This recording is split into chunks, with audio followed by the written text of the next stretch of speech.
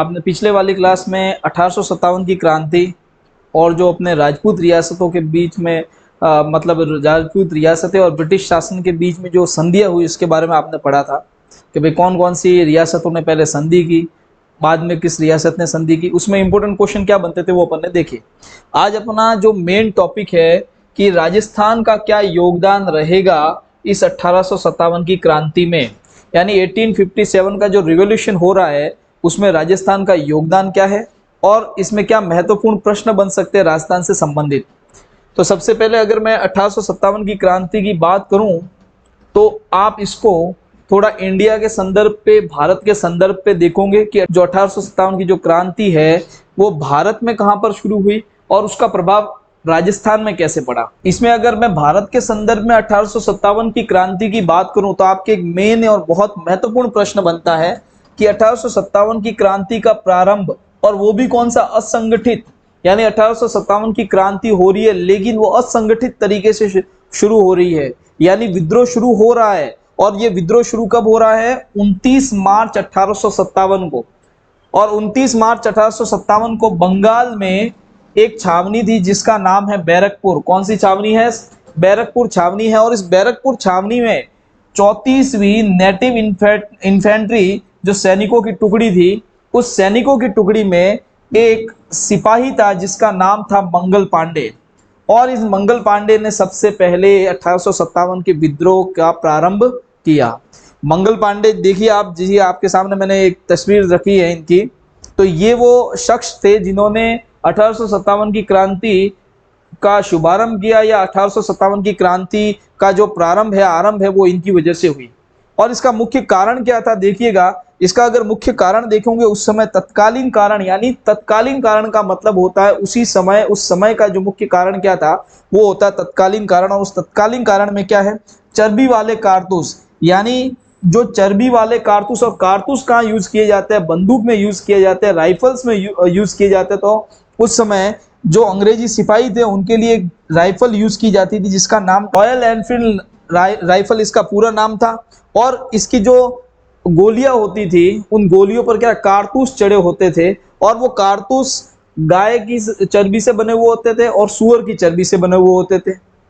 और इन कारतूसों को क्या है, जब बंदूक चलानी होती थी उससे पहले मुंह से खोलना पड़ता था और उसके बाद क्या करते थे वो मतलब बंदूक भरी जाती थी गोलियों से।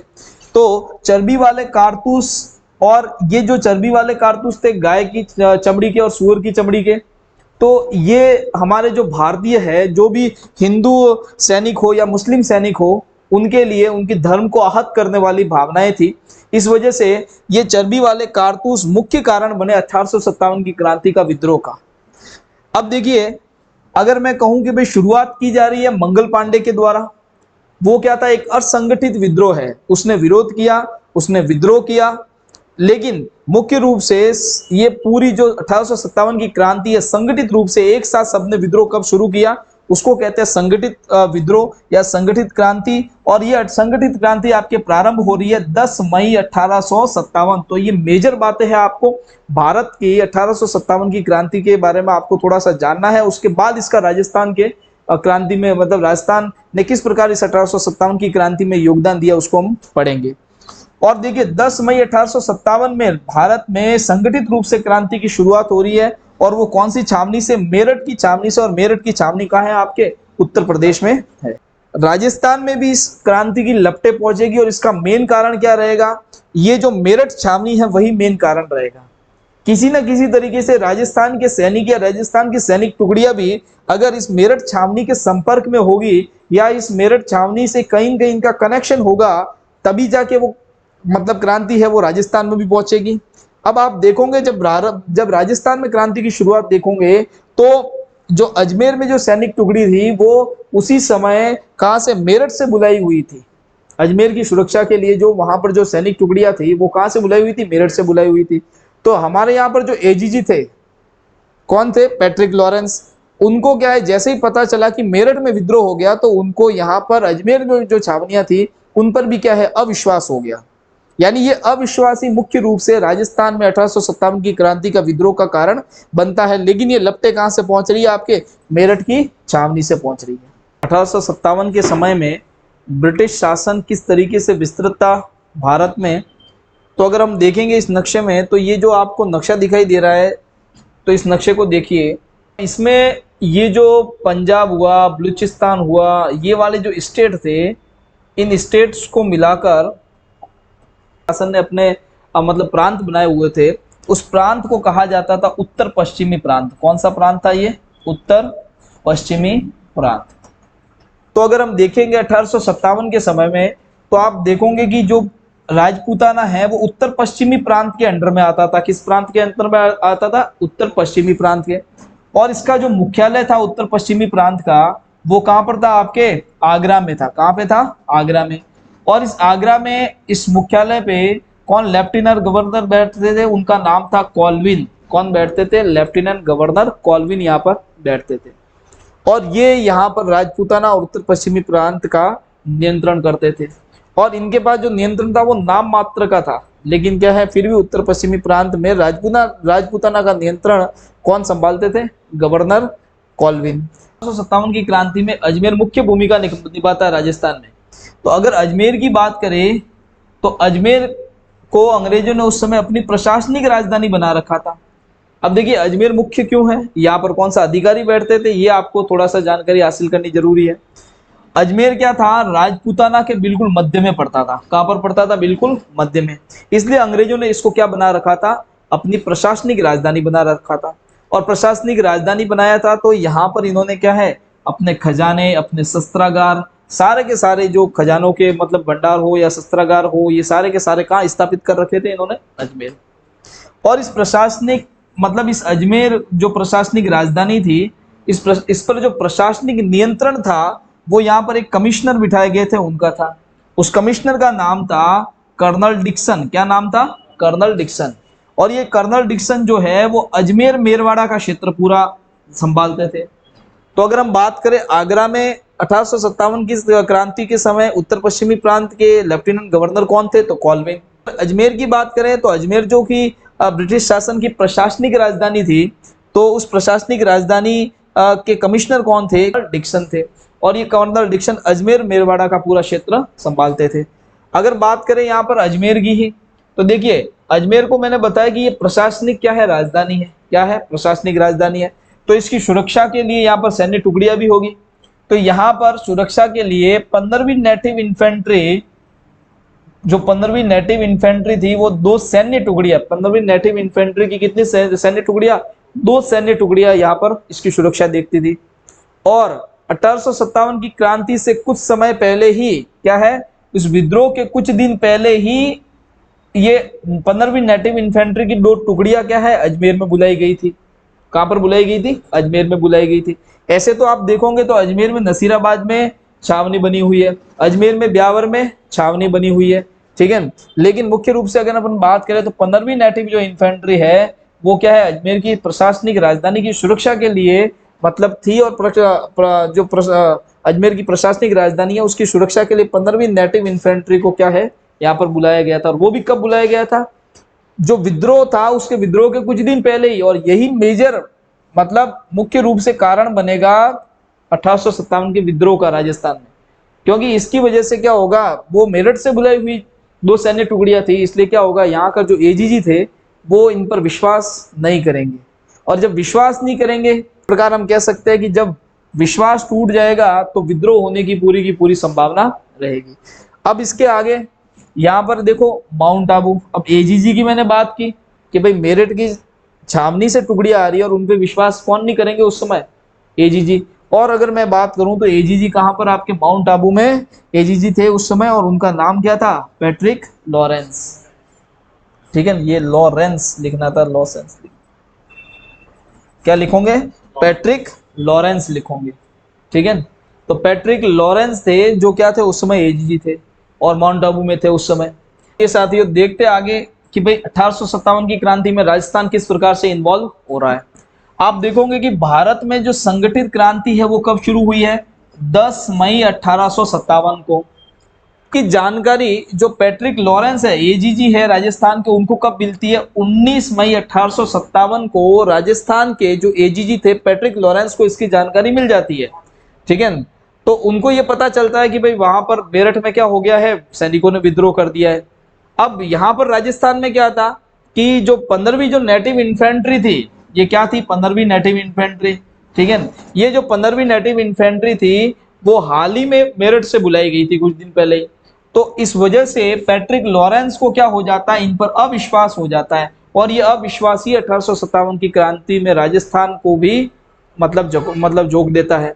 अगर आप देखोगे तो पैट्रिक जो लॉरेंस है, इन्होंने जैसे ही इस 15वीं नेटिव इन्फेंट्री पर अविश्वास जताया तो इन्होंने क्या एक्शन लिया, इन्होंने जिनको जैसे ही अविश्वास हुआ तो उन्होंने क्या किया, डीसा में जो यूरोपियन सैनिकों की टुकड़ी थी, जो यूरोपियन सैनिकों की टुकड़ी थी, उसको उन्होंने क्या कर दिया, अजमेर में बुला दिया। अब अजमेर में यूरोपियन सैनिकों की टुकड़ी को बुला रहे, लेकिन उससे पहले ही ये कर्नल डिक्सन थे, और आपको पता है कर्नल डिक्सन कहाँ का प्रभार देखते थे, ये अजमेर मेरवाड़ा का प्रभार देखते थे, अजमेर की तरफ थे, ठीक है। तो कर्नल डिक्सन ने उनसे पहले ही क्या कर दिया, ब्यावर में मेर रेजिमेंट, कौन सी, मेर रेजिमेंट की एक सैन्य टुकड़ी थी, उसको क्या कर दिया, 15वीं नेटिव इन्फेंट्री की जगह पे बुला दिया, ठीक है। तो इस प्रकार अब उस सैनिक टुकड़ी को वहां से हटाया जा रहा है। कर्नल डिक्सन ने क्या कर दिया है, मेर रेजिमेंट को वहां पर बुला दिया है, मतलब वहां पर स्थापित कर दिया है, और डीसा से यूरोपियन सैनिक टुकड़ी को बुलाने का काम कौन कर रहे हैं, पैट्रिक लॉरेंस कर रहे हैं। इस प्रकार जो 15वीं नेटिव इन्फेंट्री के जो सैनिक थे उनमें क्या है, एक तरीके से विद्रोह की भावना पैदा हो जाती है, और ये 15वीं नेटिव इन्फेंट्री की जो दोनों सैन्य टुकड़ियां थी उनको वहां से कहां भेज दिया गया, नसीराबाद भेज दिया गया, नसीराबाद की छावनी में भेज दिया। अब नसीराबाद की छावनी में भेज रहे तो एक बात ध्यान दीजिएगा, इस नसीराबाद की छावनी में या पहले से दो टुकड़ियां ऑलरेडी थी। एक टुकड़ी तो थी, वो थी आपके 30वीं बंगाल नेटिव इन्फेंट्री, और दूसरी जो टुकड़ी थी यहाँ पर थी वो थी फर्स्ट बंबई लांसर्स। तो ये दो सैन्य टुकड़ियां नसीराबाद में ऑलरेडी पहले से थी। अब जब आप देखोगे तो देखो, एक सैन्य टुकड़ी कौन सी होगी, 30वीं बंगाल नेटिव इन्फेंट्री, एक होगी फर्स्ट बंबई लांसर्स, और एक कौन सी होगी, 15वीं नेटिव इन्फेंट्री। जब 1857 का विद्रोह होगा तो ये 15वीं नेटिव इन्फेंट्री क्या करेगी, उसमें इन्वॉल्व हो जाएगी, और ये 30वीं बंगाल नेटिव इन्फेंट्री वो भी उसमें इन्वॉल्व हो जाएगी, लेकिन अंग्रेजों की वफादार बन के रहेगी फर्स्ट बंबई लांसर्स। ये क्या करेगी, अंग्रेजों के खिलाफ नहीं होगी, ये उनसे वफादारी निभाएगी। तो प्रश्न बनता है कि 1857 के विद्रोह में नसीराबाद की छावनी की कौन सी सैन्य टुकड़ी ने विद्रोह में भाग नहीं लिया, तो वो कौन सी थी, फर्स्ट बंबई लांसर्स, ठीक है। अब बात आती है, देखिए मैंने क्या कहा यहाँ पर कि अजमेर में मेर रेजिमेंट को बुलाया गया डिक्सन के द्वारा। तो डिक्सन ने अजमेर में मेर रेजिमेंट को बुलाया ब्यावर से। इस मेर रेजिमेंट का नेतृत्व कौन करता है, ये महत्वपूर्ण और एक इंपॉर्टेंट क्वेश्चन है कि मेर रेजिमेंट जो 15वीं नेटिव इन्फेंट्री को हटाकर वहां पर बुलाई गई, तो उसका नेतृत्व करता कौन था, तो उसके नेतृत्व करता कौन थे, लेफ्टिनेंट कार्नेल। तो ये कुछ इंपोर्टेंट आपके अंग्रेज अधिकारियों के नाम, लेफ्टिनेंट कार्नल, ठीक है, कार्नेल, उसके बाद ये कर्नल डिक्सन की बात होती है, एक आपके कॉल्विन की बात होती है, एक पैट्रिक लॉरेंस की बात होती है। तो कौन कौन कहां पर किससे लिंक है वो आपको याद होने चाहिए। एक इंपॉर्टेंट बात देखिए, जैसे ही अंग्रेजों को लगा कि भाई यहाँ पर भी विद्रोह हो सकता है, तो उन्होंने बहुत ही एक परिवर्तन कर दिया, 15वीं नेटिव इन्फेंट्री को वहां से हटाकर नसीराबाद भेज रहे हैं, ठीक है। यहाँ पर मेर रेजिमेंट को नियुक्त किया जा रहा है। अब उनको विद्रोह की आशंका है, इसलिए ये क्या करते हैं उस समय, देखिए आपको पहले से पता है कि राजस्थान में जो पॉलिटिकल एजेंट है, एजीजी के जो पॉलिटिकल एजेंट है, ब्रिटिश गवर्नर के जो पॉलिटिकल एजेंट है, वो सभी रियासतों में ऑलरेडी पहले से है, ठीक है। और जो पॉलिटिकल एजेंट है, आपको मैंने पहले ही बताया, ये पॉलिटिकल एजेंट क्या करते थे, उन रियासतों में अंग्रेजी साम्राज्य का प्रतिनिधित्व करते थे। अब ये जो पॉलिटिकल एजेंट है जोधपुर में भी थे। जोधपुर में देखिए इस समय अजमेर के पास में रियासत कौन सी है, जोधपुर रियासत है, और जोधपुर रियासत में जो पॉलिटिकल एजेंट थे उनका नाम महत्वपूर्ण हो जाता है इसलिए, और उनका नाम क्या है आपके, मैक मैसन। क्या नाम है पॉलिटिकल एजेंट का नाम, मैक मैसन।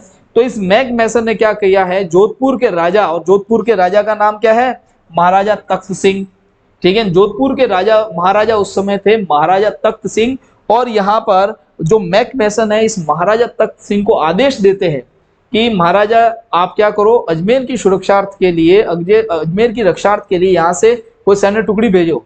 तो महाराजा तख्त सिंह क्या करते हैं, अजमेर की रक्षार्थ के लिए, अजमेर की रक्षा के लिए अश्वरोही सेना भेजते हैं। अश्वरोही यानी घोड़ों वाली पूरी की पूरी एक सैन्य टुकड़ी भेजते हैं, और इस सैन्य टुकड़ी का जो नेतृत्व करते हैं उसका नाम है सेना नायक कुशल राज सिंघवी। तो ये एक महत्वपूर्ण प्रश्न बन जाता है कि अजमेर की रक्षा के लिए अश्वरोही सेना किसने भेजी थी? जोधपुर के महाराजा तख्त सिंह ने भेजी थी। और प्रश्न बनता है अजमेर की रक्षा भेजी गई अश्वरोही सेना का नेतृत्व कौन कर रहे थे? तो नाम है कुशल राज सिंघवी।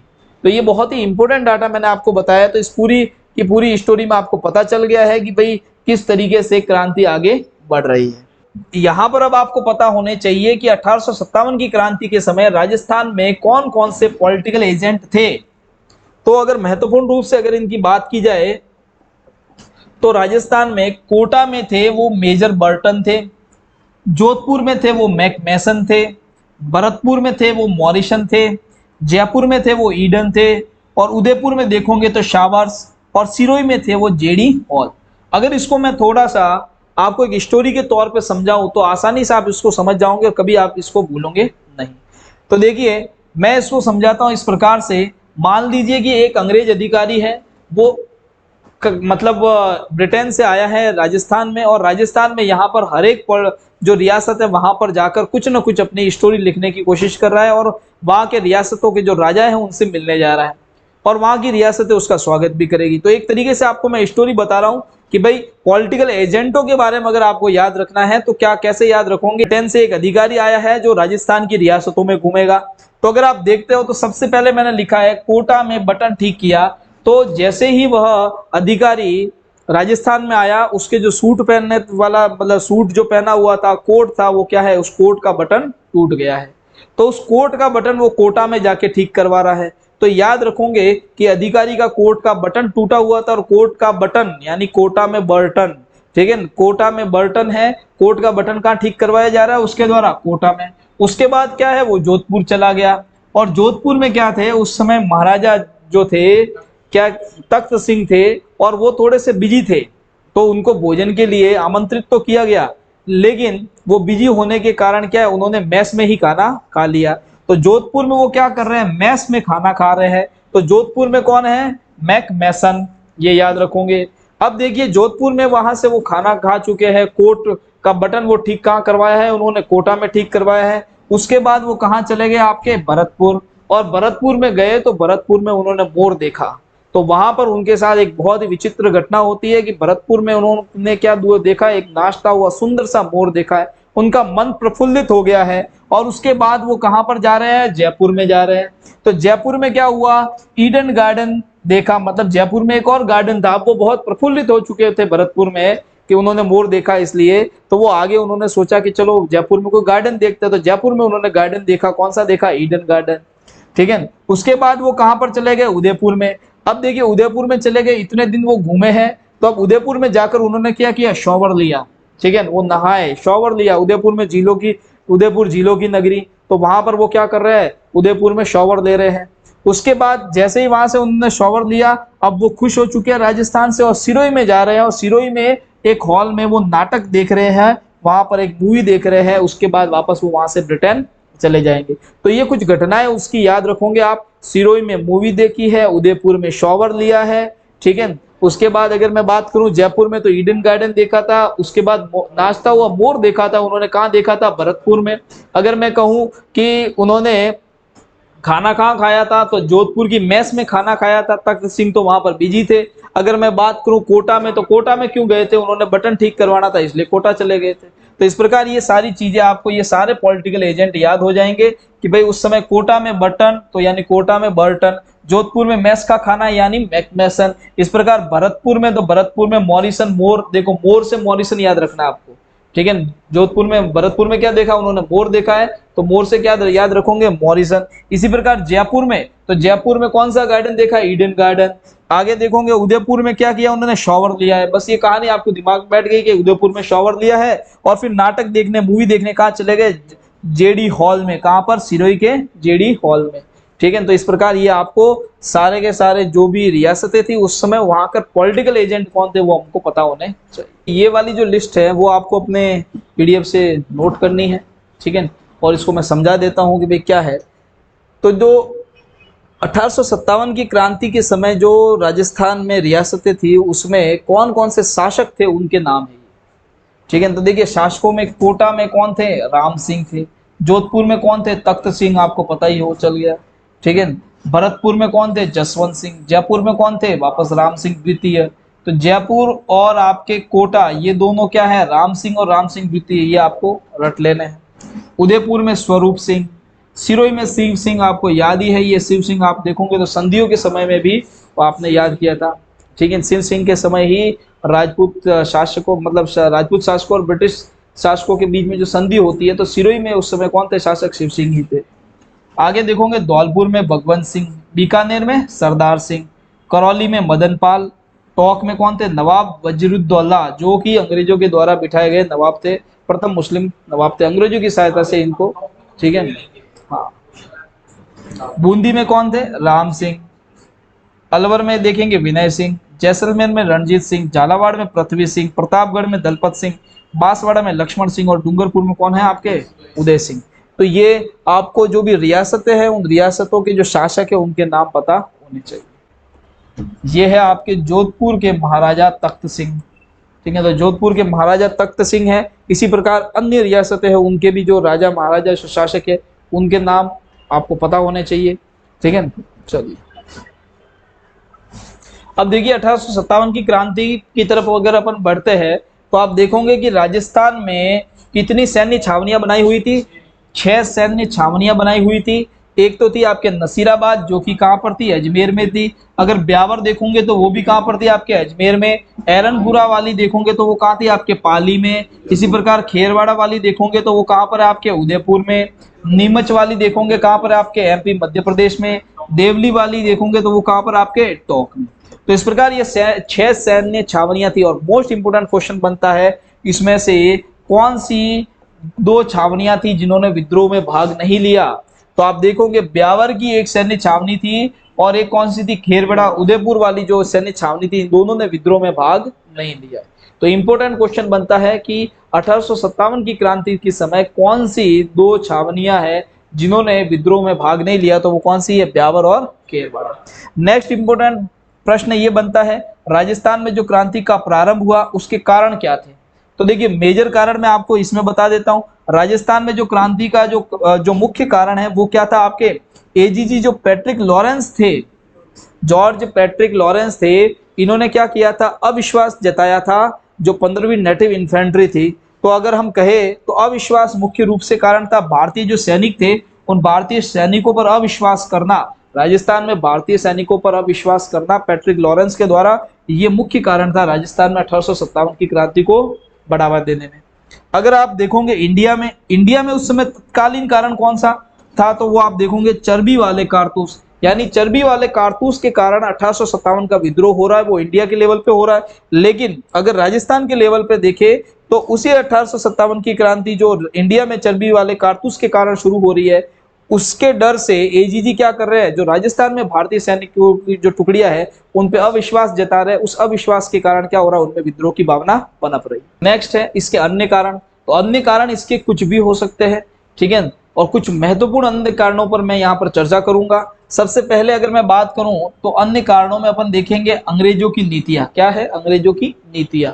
और इस अंग्रेजों की नीतियों में अगर आप देखोगे तो ये क्या कर रहे हैं, रियासतों से संधि कर रहे हैं।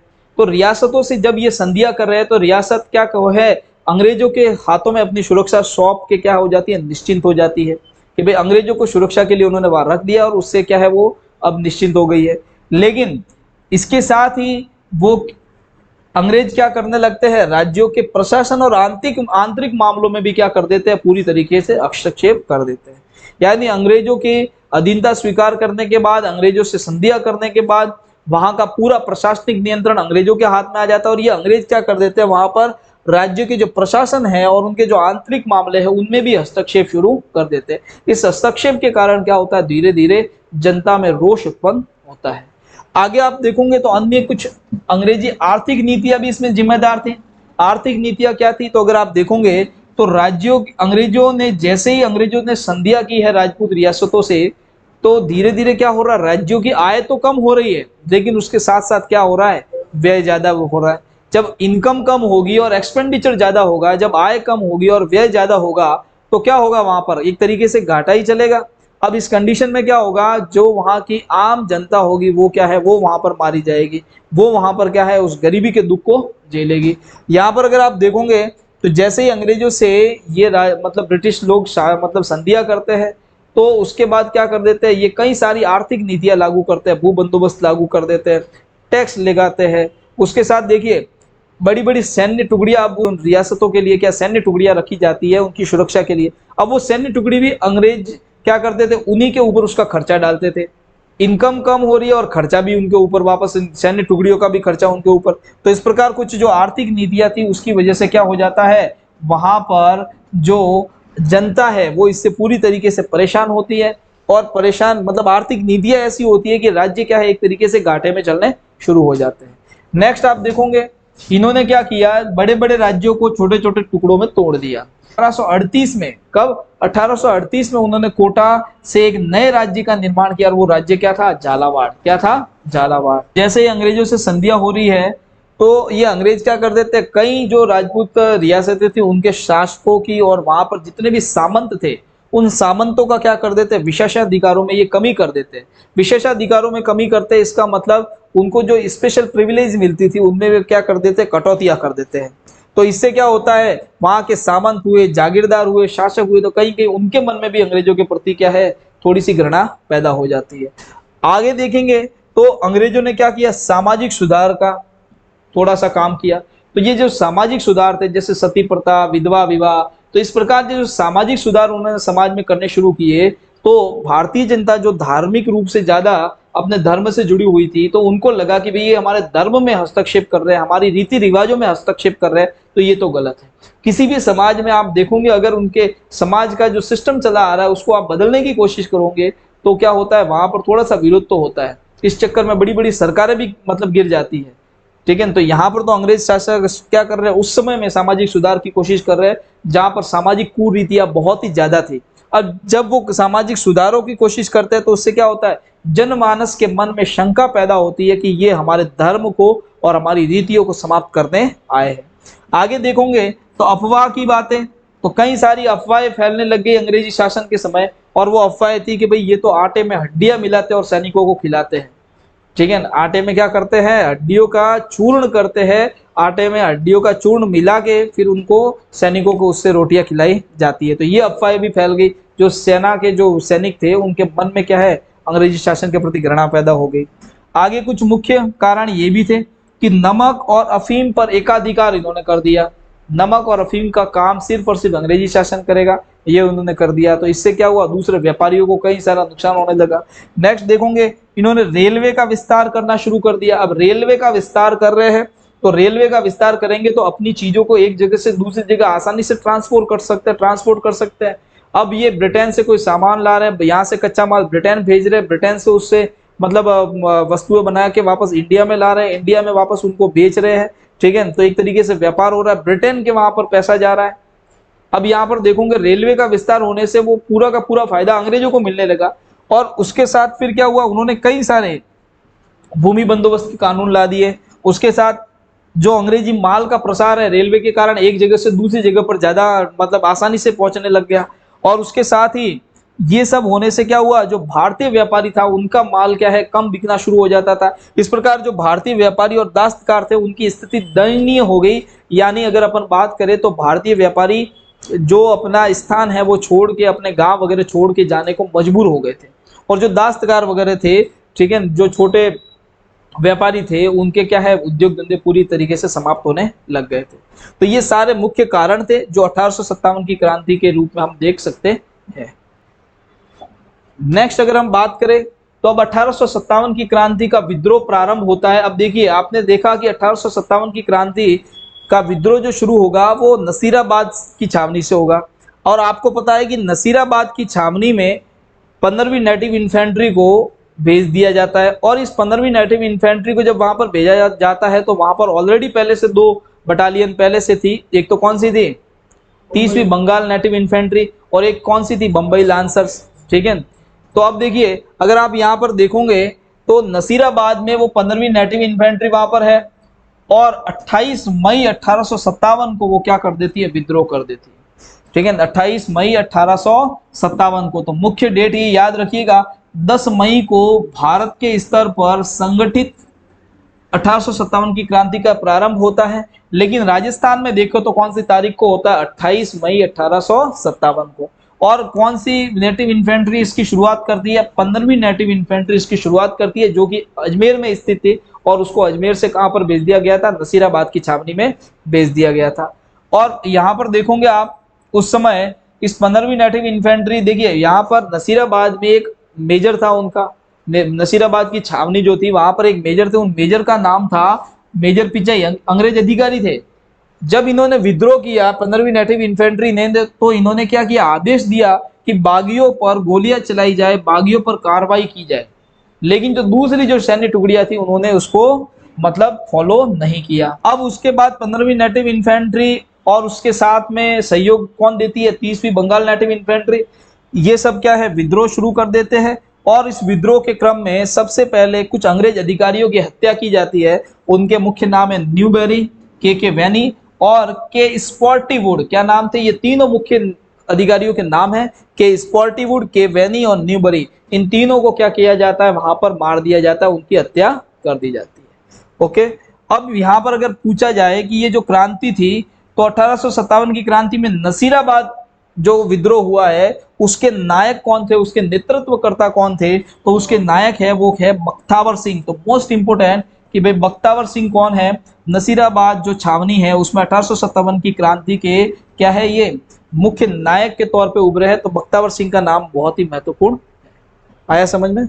जो दूसरा विद्रोह हो रहा है वो कहां पर हो रहा है, भरतपुर में हो रहा है।